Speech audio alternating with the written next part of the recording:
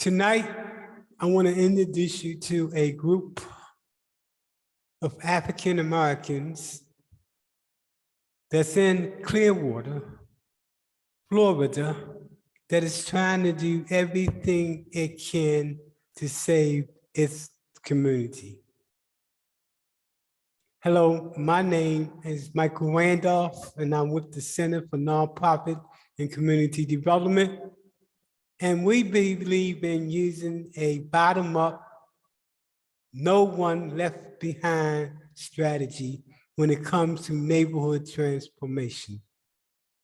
You're about to meet some dynamic, very powerful, compassionate, and committed individuals that decided that instead of just talking about the problem, they wanted to come together and be part of the solution to the problem. Give us 1 second as we transition over to the next slide. I guarantee you, when you meet this group, they're gonna blow your mind.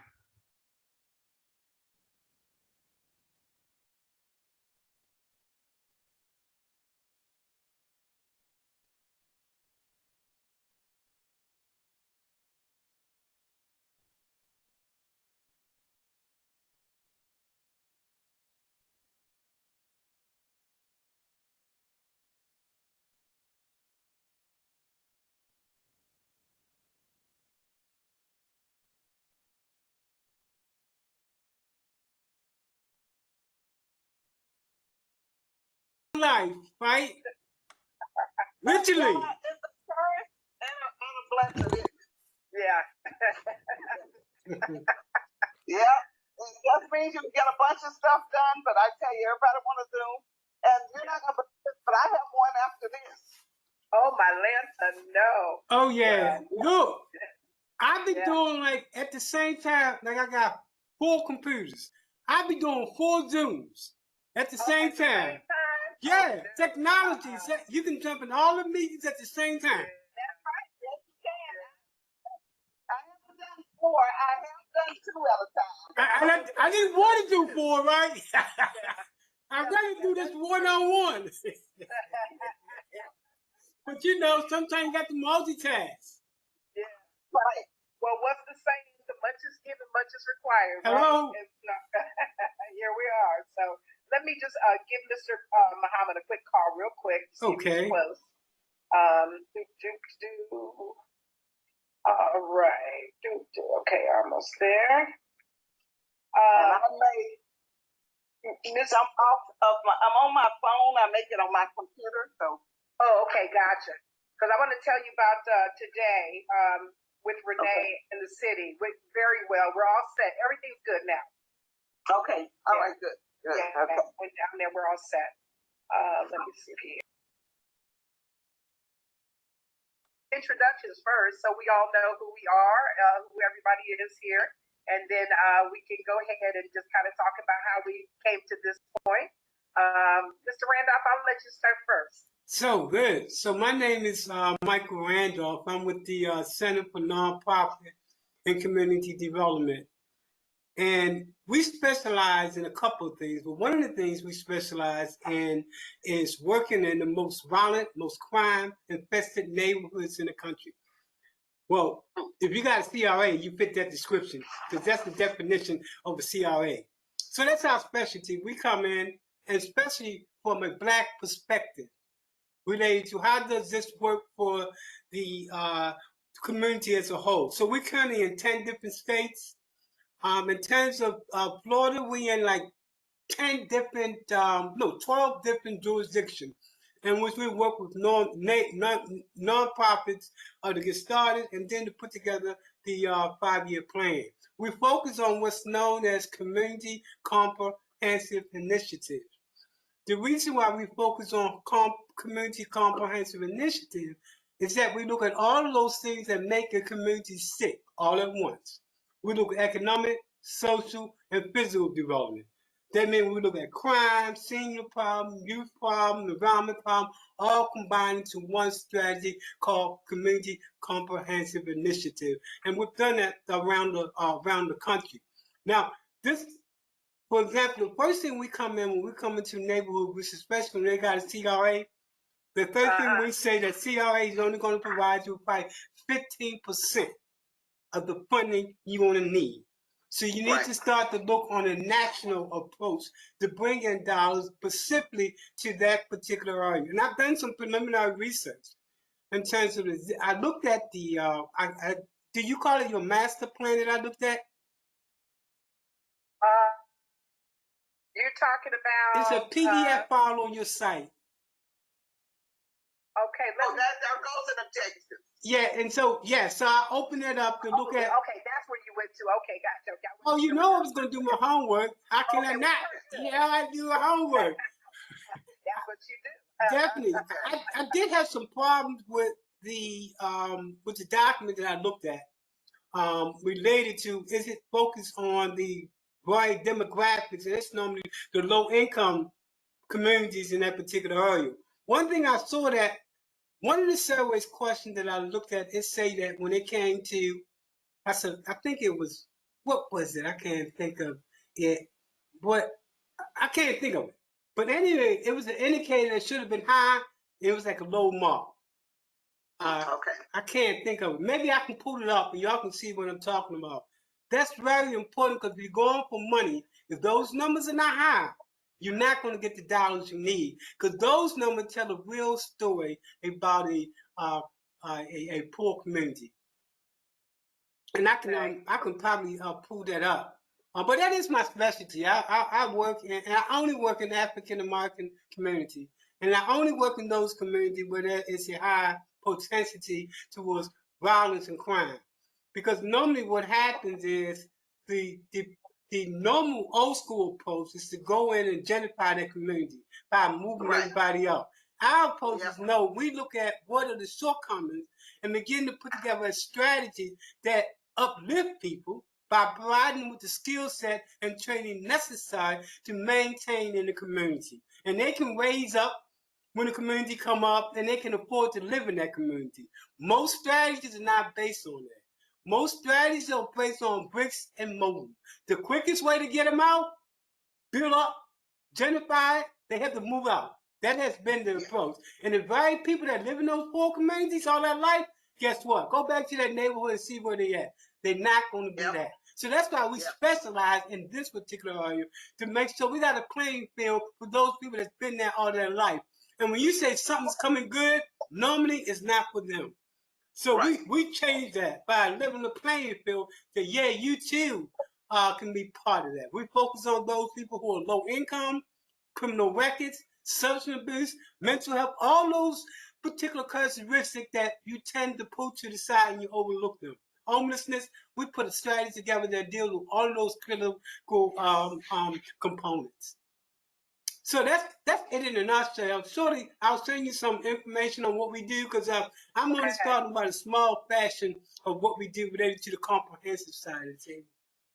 Gotcha. So I know we're doing intros, but I do have a quick question. Well, we'll get to that later. So I'm Marilyn Turman. I am the the communications director. So I'm the one who makes sure that everybody gets what they need, so we all know what's going on, and we know where to be, when to be there, and yada, yada, yada, and so on and so on. So that's me. Okay. So what is your job title? What do you do professionally? What is your Well,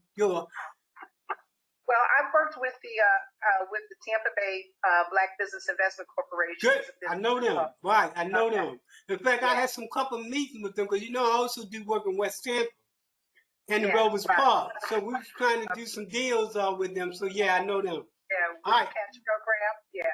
Okay. Gotcha. Okay. Cool. Thanks. Okay. Thank you. Mr. Muhammad, you want to go next? This is a reminder. Yes, I'm Mohammed Abdul Rahim. I'm the low-paid planning director. High paid. You're supposed to say high paid. Yeah, high paid. All of us are high paid. That's right. Yeah. Right. At this particular moment, Michael, it's low paid for me. anyways, my background is actually from the city standpoint. I actually worked for the city for 36 years, being a manager over stormwater. Okay. So that's mainly my background, but more importantly, my background for me has been a community activist for my residents here in North Greenwood area. Excellent, because we need community advocates all over the place. People don't understand. They're not playing with us. We're not going to be here if we don't get out, plan, organize, and change the narrative. Absolutely. What did Michael Jackson say? They don't care about it. Yeah, that's right. They don't care about it. I'm serious. By 2045, they've already written this out of the entire neighborhood. Now you understand. Now you understand why I only focus on communities of color. Because I know it's a national situation. So you're right. Exactly. Yeah. I'm Gloria Campbell, and I am the no-paid executive director. So if he's low-paid, I am no-paid. Oh my God. We're all volunteers. We're all here because of everything that you just said. Yeah. I actually am I'm an insurance agent. My office is actually located in South St. Pete. Okay. And I was involved in early on in the development of the Southside CRA. Okay. And so the reason that, but I actually live in North County. I live in Dunedin. But what I saw down there, I don't want to happen in Greenwood. It's just exactly what you said. There was no thought given. I know that. No thought given to keeping people, in place. There was no plan. There was no, and I would even have to say no desire. It's by design. Trust me, it's by design. It's not by change. Yeah. Yeah, some of it, I think it was ignorance on certain people's part. But a lot of people know exactly what was going to happen. Yeah. And I was actually talking to someone today, and they were talking about how, the poverty numbers have gone down in South St. Pete. But that's because everybody's moved out that was poor. See, now you get it. Now you get it. Okay? Yeah. See, that's how they try to play us. Yeah. So I can tell you right now, we're already on the same page. We're already doing the same thing. We are focusing on making sure that people in our community understand that you can't. You don't need to move anywhere else. You need to try to make it work where we are. Right. And we've done some things, but certainly to have someone who has your expertise working with us is quite exciting. Well, look, this is what I did. This is what I live for. Folks haven't found that purpose. I know my purpose. Yeah. Oh yeah. My purpose is to change the narrative. As they say, go in the mud and bring the people out. Yeah. And so that's what most of us are doing. That's why we put aside our time and our talents for the betterment of the community. I think someone said too much is given, much is required, and so we certainly all feel that way. We can definitely say we all feel that we have been purposed for this place and time. We have been granted favor, like you would not believe with city officials. I believe it. All of those things, and county officials, and so we know that we are in the right place doing the right thing. But we also know that when whatever we need is always provided. So the fact that you're here now means that there is a provision being made. And so we are here to listen, to see what it is we can do, how we can collaborate. Excellent. Now, let me I want a couple of things I wanted to cover with you. First of all, what you saw on the website were our goals and objectives. That is not our comprehensive plan. The city has just hired a consultant, and they will start putting together the comprehensive plan for the CRA. Okay. We are not a designated CRA as of yet. Right, you're in the process. Yes. This is the best time to get in at the beginning. Yes. It is absolutely the best time. Yeah, this is the best time. Especially because the consultants will start next month doing the community outreach, and we begin to put together the plan. And so, Well, so this is good timing. So we're excited to hear what you got to say. I actually want to be your private consultant. Because no matter what that city come up with their consultant, it's still not going to reflect us. Right. So on your behalf, I'll act as your private consultant and able to put together, and in terms of putting together a real 5-year strategic plan that reflects how do we specifically get those who have the most problem in our community to raise them up. Because most of actually, we want to see that done in this plan. Yes. This CRP is one of 7 that were designated by the county for the express purpose of eliminating poverty. So all of those poverty indicators, all of those things that you see, money from the CRA can be used for that. It's not a traditional CRA of using money for brick and mortar and those kinds of things. Yeah, I looked at it. Right. Yeah, so everything that we want to do, we should be able to do within the comprehensive plan. Well, and you so can. We want to be a Definitely. part of. Yes. Definitely. Yeah. Now, let me do a quick question. Okay. I know you have filed for your 501c3 status. Yes. What did you put as your purpose when you clicked that box for 501c3? On the activity code, what did you click? That's a good question because I didn't do it. So, and I'm not That's sure critical. What was That's on. very, very critical. In terms of being able to do what you do. And then what should we click? You should have clicked community economic development. Okay. Yeah, that's cool. You should have clicked community economic development. Economic development. It should be something. Okay. All right. And I'll get the person who did it, and I'll see what box we check. That is critical because as you go for money. What they checked was advocacy, but okay. So, yeah. Now you definitely want to re-look at that once you get your status in the paperback. Because in order to get money as a CDC, that's what type of organization you want to frame yourself around, community development. There are special monies that come down for community development corporation that doesn't go to the federal government. It goes directly to the community itself. If you got that designation when you first started as a 501c3. For example, under that economic development for CDCs, they got money in there for the shopping center.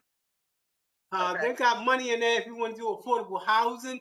They got all that type of money that the CR can't go for. But it's a separate entity like yourself, you can go for. Gotcha. Okay. All right. Okay. So good. That's good to know. We will check that one out. Okay? Yeah. That's the first thing I asked the group because I said if we're gonna go for money, you got to be designated because you're gonna keep on going for money. You're gonna say why don't we get this money? Absolutely. It's because they're looking for that to be that designation as a because you're not just an advocate group. You are in fact you changing the infrastructure through community development, physical development, social development. Okay. All right. Gotcha. Okay. Good. So, Mr. Randolph, if that box was not checked, are we able to go back and revise that? Yeah, you can. You can always go back once you get your status. I wouldn't suggest you do it now because it's in the mix. Okay. Once you get it, then you file to say, look, we want to change it to this category for economic and community development. Trust me, that's going to open you up for so much money. Okay. Not only from the feds, but from banks, corporations, investors, all those people that you want to bring in. Because at the end of the day, it's not going to be the CRA to save the community. It's going to be your group with that designation. Because like I said, the CRA can only give you about 10 to 15% of what you really need in order to transform that community. Yeah. Awesome. Okay. Very good. Okay, so now when you say you want to be a private consultant, tell us what it means and what that looks like. Well, one of the first things I want to do is come on pro bono first as we move forward. Because some of the things I want to do is do a neighborhood assessment and get that report back to y'all to show you the real deal as to what's going on. Now, what often happens is when you do something like the CRA is doing, they look at the zip code. But you can't tell the true picture unless you look at the census tract. You got to go all the way down to the census tract. Let me give you an example. You might have a in a zip code might be a good zip code, looking good, but when you go to the census tract, you find that one little area in that community is where most of the violent crime and where the crime is. That's why you want to focus on the census tract when you make your argument that this is the worst of the worst in the census tract. I mean, in the zip code. So that's going to be very important. That's going to be key that we look at the census tract to see really what's going on. Now, I noticed that the African American population in the 2 zip codes that I looked at, I don't have those zip codes right here, but it's like it's less than 15%. Is that true? That's probably right, Mr. Muhammad. Yes, that's absolutely true. Oh yeah, it becomes even more important now that you arm yourself because of the percentage of African American versus white. Yep. Yeah. Those are one of the things that I picked up on. It's in those 2 zip codes, but one of the things you said is that that 15%, probably 90% is concentrated in one area. See, that's the information I need. Now you see. That's the information I need to drill all the way down to the census tract. That's going to give me the true picture of what's going on with that neighborhood instead of looking at the zip code.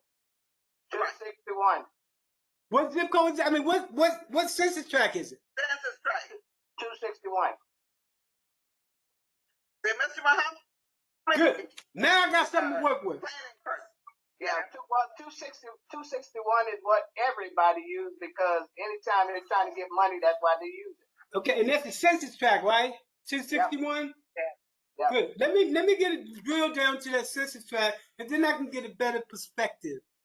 Because what often happens is like the lady was saying this now, where so you got a small area where most of the crime is at. Guess what? They're going to put very little money in that particular area, and they're going to put all the money in the surrounding area. That's why as an organization, you got to make an argument, hold tight. No way. Let's sit at the table and talk about what we get for our particular area, because we one of the reasons why you got the CRA designation anyway. Yep. Yeah, definitely. So, Mr. Randolph, I'm just curious. Tell me some of the things that you've already done with the city of Clearwater, because I know you and I have been corresponding. I just want to be clear, because I know I know a number of things that you've done. I've attended your workshop, your classes. They're all awesome. Yeah, most of the work. I'm sorry. No. I just want with the city of Clearwater, because I know that you've done something with their planning. I believe it was. I'm trying to remember what it was. Right now, I'm part of that planning committee in Clearwater. That's meeting now for the CRA. So I've been part of those conversations. And what I noticed when I was at those meetings, guess what, folks? We not there. And I'm not in Clearwater. And I was at that meeting. Because they did this meeting. Which meeting are you talking about so we know what you're talking about? This was, what was this meeting? Hold on 1 second. This was, God, they invited me to, what was it, a strategic planning meeting? I forgot what meeting it was. How long right? ago was it? This was, and I need to go back because I got an email invite. I'll give y'all that. Where we were on there, yeah, and Miss Sarah Joyce Baker was the first one to speak. You all spoke. I couldn't speak because my audio, for some reason, wouldn't connect. But that was it. It was a part of the strategic plan. Yes. So that's probably the one you're talking about. So exactly. You see us on there because there were multiple meetings.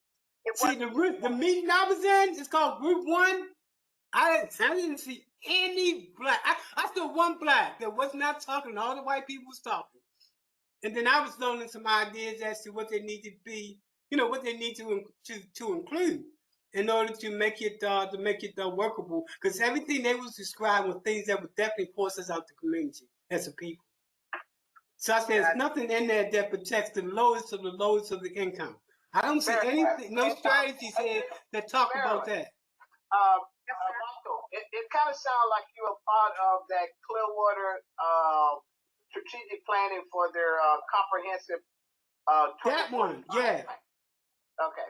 Oh, the comprehensive plan. Yeah. Yes. Because that's when they actually had groups. Yeah. For various areas. Okay. Right. right? So, so when I'm saying those meetings like that are the most important for the community because these people are making the decisions. Yeah. They are making the decision. That's why it's so critical. Now they're gonna be shooting me. They're gonna be shooting me every time they have a meeting because I was one of the facilitators and talked about the fact the need to be inclusive. I talk about the fact you need to be transparent. I talk about the fact that you need to make sure you go down to the street level, engage people on the street level, not only businesses, and get a feel as to what are those obstacles. So it was in the plan. It was put in as one of the priorities. Because that was not, they weren't even thinking about that. But it becomes one of those priorities. And as they shoot me stuff, I definitely want to shoot it to y'all so y'all can make sure that you are in that particular conversation as to what works best for us. As a matter of fact, because I was part of that, a group, I forgot, did you see that video I did with the Clearwater, is it Business Association or something? No. What is that called? I did a group and I posted on my page. Let me just say this. You got, as you find in many places, you have a few people doing all the work. We're trying to keep up with so much stuff. It's just. But girlfriend, listen up. This particular group consists of all white people. When I went to that meeting, and this is separate from that meeting right there, they actually asked me. They said, "Look, we found you an expert in the CRA." I actually attended the meeting because I thought it was y'all. And then when I got to the meeting, I said, "Oh no, this is not that group right there," because they was only concerned about moderate to high income. They was only concerned about that population, right? Yeah. I'd be curious to know what meeting that was. I got the email, right? I'll send it to you. I got the email, right? Trust me, I do my homework. Because you can't trust, I don't want to say it on because we record, but you can't trust some people, right? Hold on. What I'm going to do is pause the recording. Then I'm going to ask. How can we stop some groups that are protesting because we want to put this in the CIA and they don't want it? I said, you can't do it that way. I said, you got to be inclusive. You have to include those groups as well. I said, if you don't, it's going to come back and bite you. Okay, hold on. Michael, where was the meeting? Yeah. Where was the meeting? Everything online. I only do online meetings. Oh, it was a Zoom? All was virtual meetings, right. I've done maybe 3 virtual meetings in your area. Okay. So, again, like Ms. Gloria said, if you'll send that to us, that meeting, then we will know what meeting this is. Yeah, definitely. Because you want to watch out these people that's meeting in those separate groups in your area. You know, because they know I do what I do, they got to come to me and ask me questions. That's when I find out who they are. And I would say, no, I'll give you 5% of what you need to know. I'll take the other 95% to my people. You feel me? I don't even play that, man. Thank you, sir. Yeah, that's right. We got to get together. And I'm serious. I'm dedicated. I come out of one of the poorest communities in the nation, Baltimore. You know, the worst. And when I came up, I said, when I grow up, I don't want to be a banker. I don't want to be a lawyer. I want to come back and rebuild this neighborhood, you know, because it's not right. It's not right. Every year it seems like we lose. Our people getting paid, but we lose. They bring this program, they talk about what they're going to do for us, but we lose. They get high pay, and we the same way. So I'm committed to not. That's nonsense. Right. Well, one of the things we said very early on is that we're not going to have people coming in from the outside coming up. It needs to be done because we have lived in the community. We've been black all our lives. There you go. And we're going to be black all our lives. And so if we don't know by now what we need, then we either need to find out or we need to move on. But I think that's the other thing is that we cannot feel that other people are going to save us. We cannot believe that white is right. Hold on 1 second. 1 second. Can you say that again, please? That's worth saying the second time. Okay. We cannot believe that other people are going to come in and save us, and we can't believe that white is right. Look, I ain't start no trouble, right? But you are so 100% on point. And that's what we have to understand as a people. We think somebody can come and save us. Yeah. They don't love us. What Michael Jackson say? They don't love us. And people don't understand that. Yeah. But when we mobilize and Well, organize, we can change the narrative. We can. right. The thing about it is, how's that worked out for us so far? Other people coming in to save us. Okay, it hasn't. So if you want my definition of insanity, if you wanted the same results, do the same thing. So we are definitely trying to change the narrative. Yeah, look, you use my words. I always tell people, look, the definition of insanity is doing the same old thing. That's why we say we're a new school, next generation approach to how do you transform community. I love it. Because the past never worked. If you ain't new school, next generation, because that generation before us, they didn't do too well for us, right? So we have to say a new school and next generation approach. We're smarter, we're bolder, you know, and we understand better. It's not like it used to be. And we are not afraid. That's right. You know, that's the other thing is that, you know, I can tell you right now, the people on this call and in this coalition, we are not afraid to go up against anybody, any place, anytime. That we are not fearful of government. We're not recording in progress. Government. We're not fearful of somebody taking anything from us, or we don't want anybody to give us anything. That's right. We will find it, fix it ourselves. That's right. So, I definitely want to work with y'all in putting together a 5-year plan and some other things. Okay. I just wanted to make sure I was with the right group because so many groups I was meeting with didn't look like us. So I'm looking for y'all. Yeah, really. Oh yeah. Because you know, y'all wasn't at the tables. I said, well, hold on. I know my girl be like, you know, sending me emails, and I've been looking what's going on with a group. I said, well, hold on. I thought all you groups was this group. And then finally I cut up with sister. She said, no. This is who we are, and we're going to get a link to a Zoom. So I say, now I'm on the right track. I do too. I'd like to know now. Do you have any way of finding? I'm just curious who this is. Yeah. Marilyn a Zoom presentation that you did. It was like a little mini conference, I guess, because there were a lot of different speakers, and you were one, and there was the attorney, and several other people have reached out to us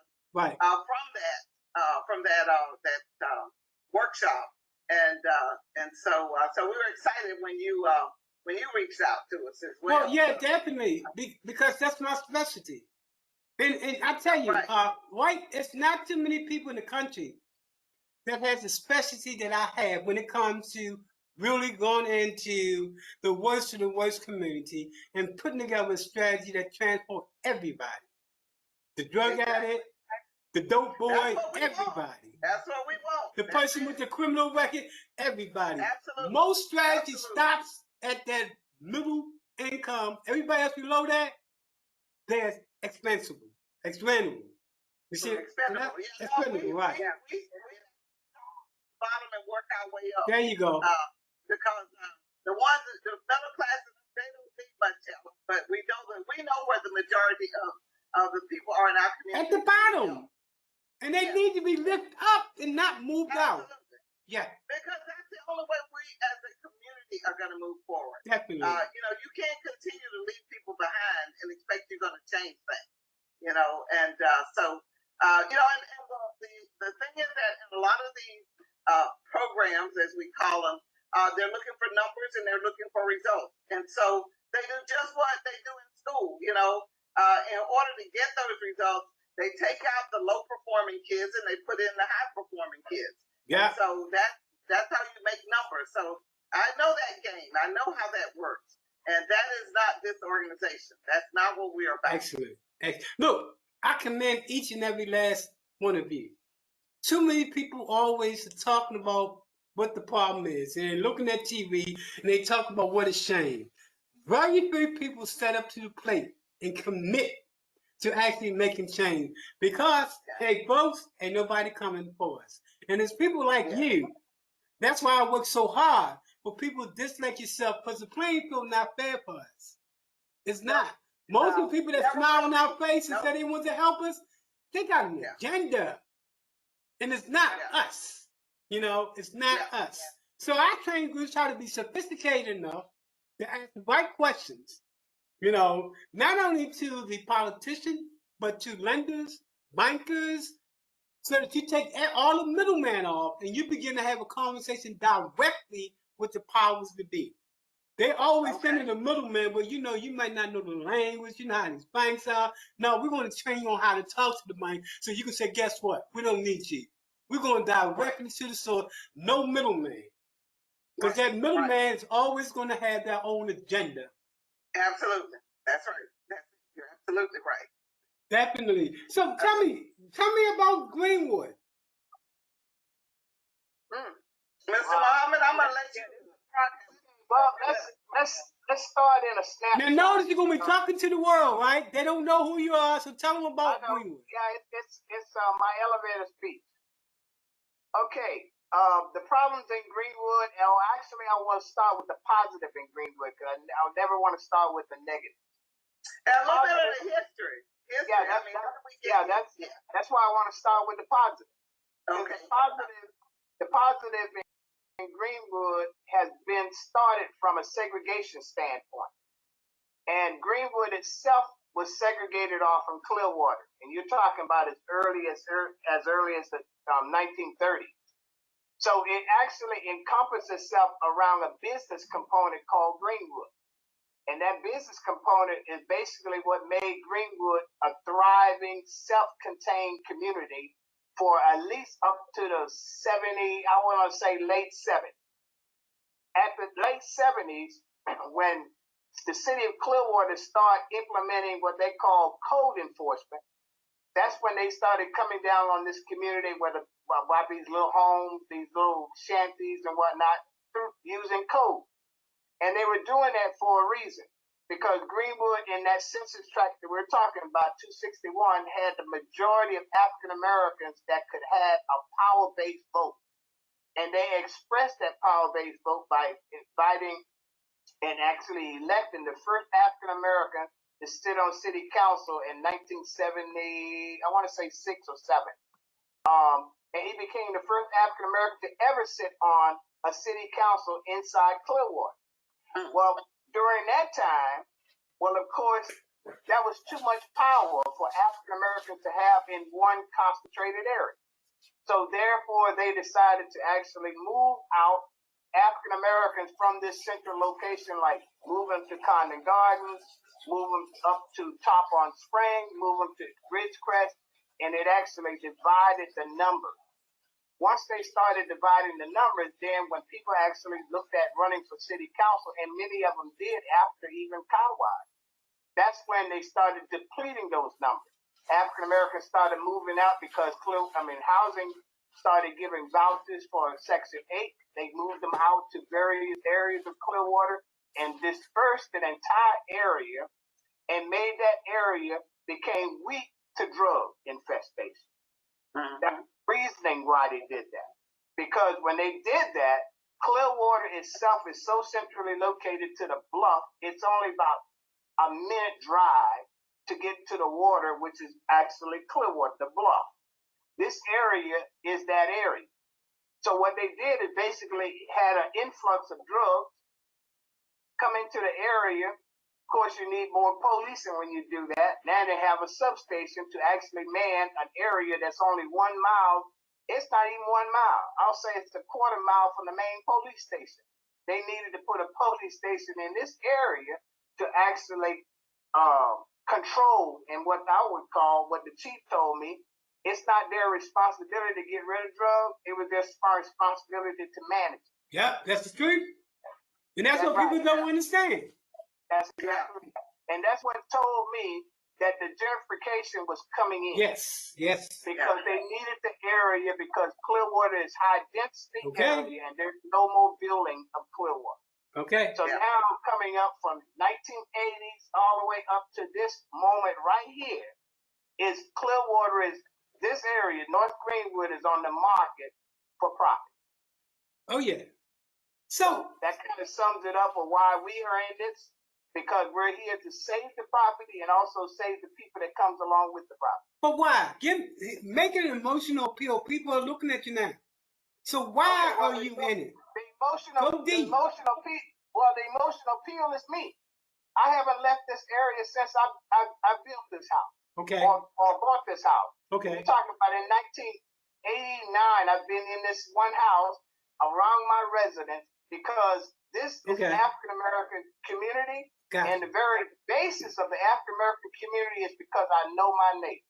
Good. Yeah. If I would move out into countryside, I would be in a big house that is a plot, but I wouldn't know the neighbor. I wouldn't have no connection with them. I have connection with my neighbor here.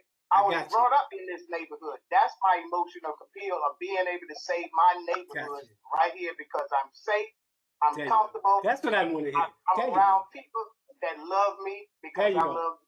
And that's the thing that people don't hear. The people that look like Yes. you. Yeah, they like you. Yeah, definitely. How about someone else jump in? Why are you doing this? Y'all could probably be on vacation somewhere, you know?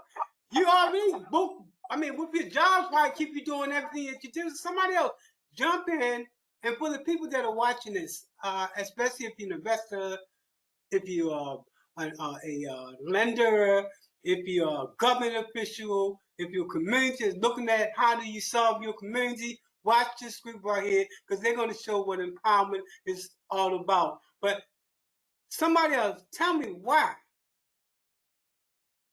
Well, for me, I didn't grow up in the community, but I grew up in a community like North Greenwood. As I said, I had an opportunity to see what happens when we don't take control of our own communities, when we leave it to government and other people.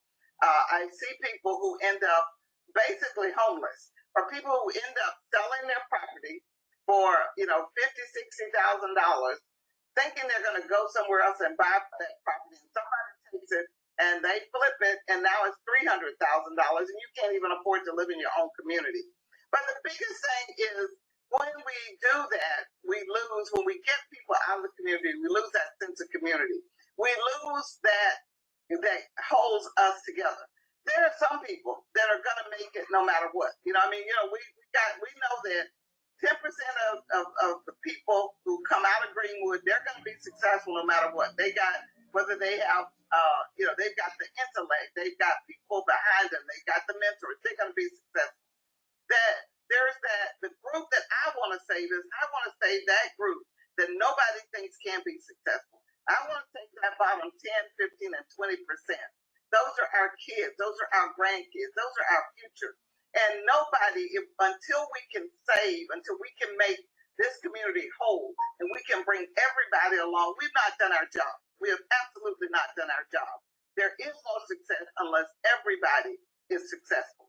And so I absolutely am doing this, first because Marilyn convinced me to, but second because I absolutely believe that there is a skill set. I've been in this arena for 20 plus years, dealing with disadvantaged communities, individuals, and I know how just giving people hope changes people's lives. And so what I believe that the thing, if you want to destroy a community, take away hope, take away promise, take away opportunity. And that's what we've seen. And that's what people have been very good at doing for us. We want to do the opposite. We want to bring back opportunity, hope, encouragement, because we know that if we do that, we're going to be able to bring everybody along with us, not just a few people. Excellent. Beautiful, beautiful. Thank you, Mr. Muhammad and Miss Gloria. Thank you. I'm going to piggyback on something Miss Gloria just said when she talked about the word hope. There's a scripture in the Bible that talks about faith is the substance of things hoped for. Without hope, faith has nothing to operate off of, right? So you got to be able to have some hope. When people give up hope, then what you see is people say, why care? Mm-hmm. Why do I care? Let me just do things to suppress the trauma of what I have to endure. I've always been the kind of person when people say, I think this is the way God has wired me. When I see things that I know are not right, as you talked about, Mr. Randolph, coming into this, when you realize what your calling was. I knew my calling too when I felt uncomfortable about the things that I saw that were not right. Mm-hmm. I'm not a person who's superficial. Money don't make me, I make money, right? I'm not for sale. I don't care about titles. I love my people. I don't judge my people because I recognize it's not about what's wrong with you. It's what happened to you. And when you understand trauma and how when you are a person of color, you are born into this world in trauma, right? And so the things that we got to deal with every day when we walk out and we face the world, the things that we have to endure, yeah. And the fact that some of us can come out of it in spite of what we've gone through and be fortified in a way that we can be here to help be a voice for those who don't feel like they have one. When people say to me, when they talk about, you talked about earlier, what the problems are, and when they say, oh, this is this and this is that, and somebody's got to do something about this, and I always say, you are the somebody, right? And so it means that, and the saying that they hear me say often is that if we're not at the table, we're always going to be on the menu, right? Hello. So we got to be at the table. Yeah. We got to be at these meetings. So I am so honored to work with not only first and foremost these two people right here, and what we realized that God brought us together for such a time to do what we're doing, right? Absolutely. And it's not because we're so smart, we're so this or so connected. It's because this is the assignment that God has given us right now, and we all bring something to this coalition. And we have other people. It's not just us three, but we do lead this effort.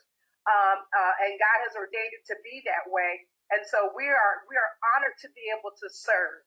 It is about service. All right. And then I just have one more thing. Miss Lori, please, if you all can give me just a couple minutes here. I really have to show you this. And I hope you all don't mind, but I want to, or maybe I'll Can I say this real quick before you do that? Yeah. So, if you're watching this video here, as you can see, compassion. These people are in it to win it. They will be called change agent. They don't talk the talk, but they actually walk the walk. You heard that compassion. This is real. So, my next question is, where can people send money to? Do you have email they can send you to donate? Anything? How can they send you money? Because at the end of the day, that's what this is all about. How you get money. So I think that this whole presentation was to give you an introduction to the country as a whole. So that people understand that there's a place in Clearwater with a group of people that are fighting against all of the odds. But because they have that passion of home, they refuse to give up. Gloria Campbell, come to the podium. Ms. Campbell is the Executive Director of the Stillwater Leadership Coalition. She will explain what the coalition hopes to achieve under the framework of that PRA plan. Thank you. There's Bill. Yeah, Marilyn, you got to share a screen? Oh, yeah, it is sharing screen. Okay, now I come across. It came across. Good evening. Good evening. Mayor Hubert, Vice Mayor, City Commissioners. I would like to begin by thanking City Manager Bill Horn for his leadership and his staff for all of their support. In particular, I want to thank Chuck Lane, thanks to me, Dana Clayton, and Robert Napper for their efforts as we completed the steps necessary to get to this point. I promise I won't take much of your time, probably not as long as it took for Chuck to get the slides up. But I did want to talk about who we are, how we got here, and where we're going. Who are we? We are a self-governing group of 40 individuals, organizations, businesses, churches, and interested citizens in the North Greenwood area. Our mission is to create a thriving community in that area by 2030. I think it's important to acknowledge a proverb that says, we plant a tree today, not so we can have shade, but that it can provide shade for our grandchildren. Marilyn Turman, Jay Henson, and myself were involved in the community outreach for the Southside CRE in St. Petersburg. Together with Nazra Matthews and Mohammed Abdul Rahim, we wanted to see that same energy and revival take place in the North Greenwood community. Led by Ms. Turman, brought about a group of like-minded individuals in our community a year ago, and our journey began. How did we get here? Just talked a little bit about the 2013 Pinellas County Commission's Impact of Poverty Study that identified 5 high poverty areas that cost the county $2 billion, and that's billion with a B, dollars each year in investment. Even this massive investment, there was no significant change in those areas. The 5 areas are the South St. Petersburg area, Clearwater, Leland, High Point, and Tarpon Springs. Of the 5 areas, it should be noted that Clearwater has the highest concentration of poverty.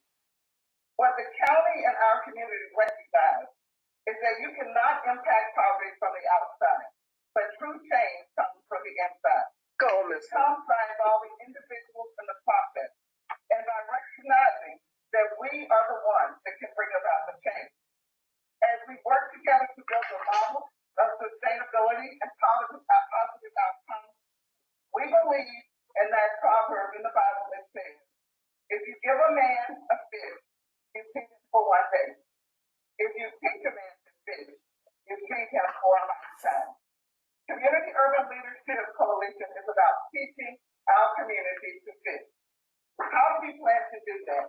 First, by involving our community to the young men on the corner, from the seasoned business person to the young entrepreneurs. We have identified key areas that we know can help impact our citizens, and that's the slide that you see, targeted areas.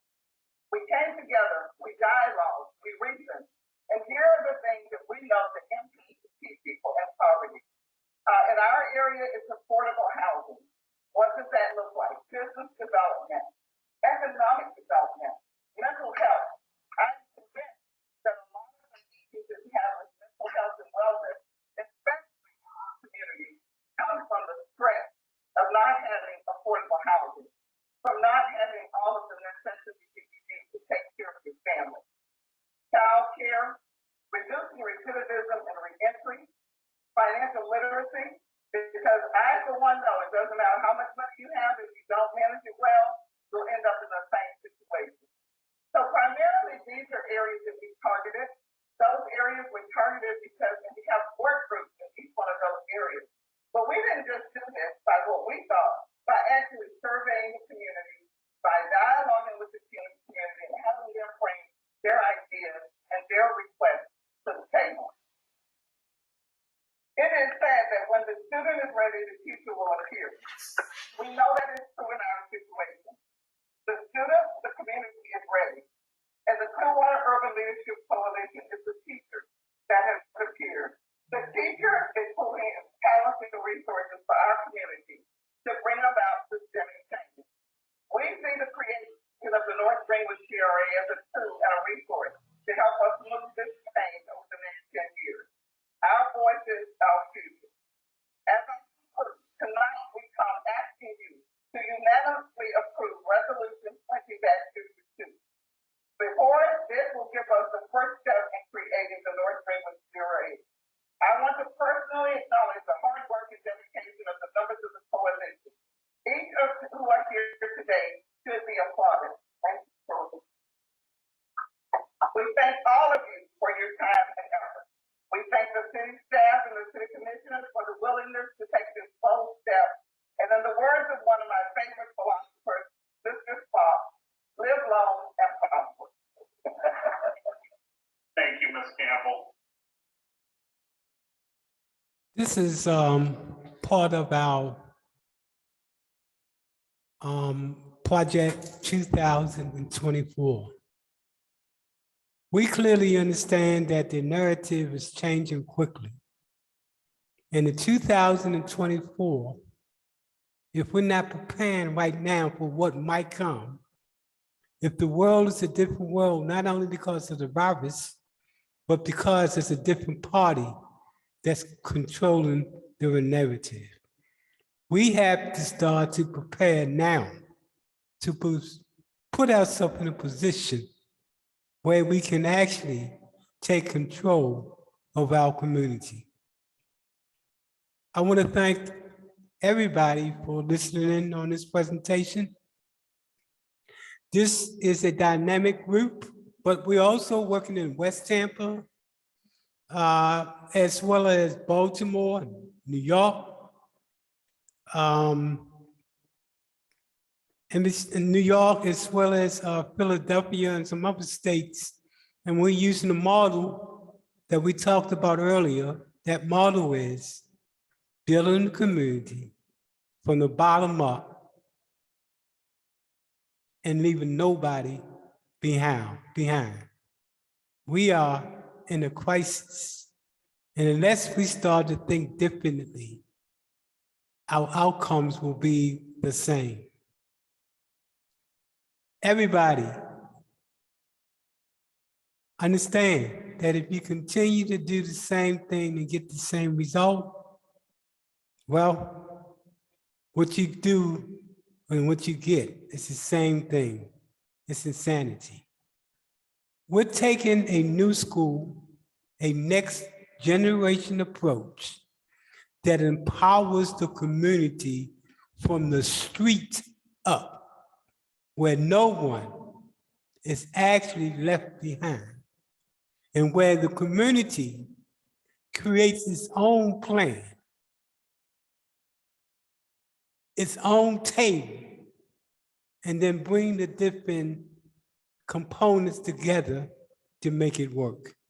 This is a community-driven approach of what an empowered community looks like. Please connect with us on one of these sites here. We're doing a lot of things around the country. I wanted to bring this particular group because I'm very impressed with what they're doing, and they started at the beginning. So follow us as we begin to work with this group, and this group begin to evolve, because you got a group of dynamic peoples, and it's soldiers and generals like this throughout the United States in every neighborhood.